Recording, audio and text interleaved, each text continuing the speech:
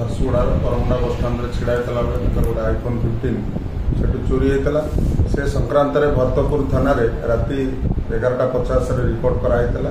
जो थे आम भरतपुर थाना केस नंबर 611 रजिस्टर होती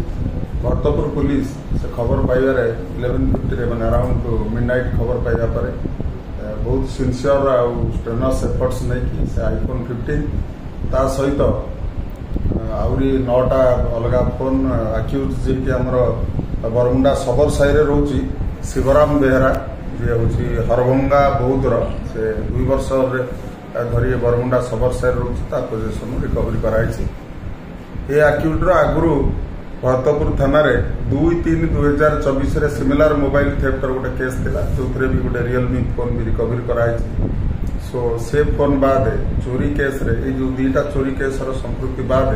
अलग 8टा फोन आम डिफरेंट इयर रिकवरी करूँ जहाँ फर्दर इन्वेस्टिगेशन करूँ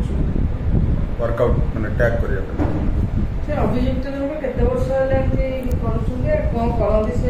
अभियुक्त एक्चुअली सेमती किसी माने नोटेबल किसी प्रोफेशन ना 1.5-2 वर्ष है ये रोचे लेबर फेबर कम कर एजुकेटेड भी नुह तेणु आम से जेहेतु आमर मार्च मसर गोटे केस इनवल्व होती अन्य केस लिंक टैग होगापर आम एक्जाक्टली जना पड़ो से क्राइम रे केतिन अच्छे but presently he is an habitual offender also say mobile ने कि पड़े कोन बाहर को बिक्री कर दे ना बाहर को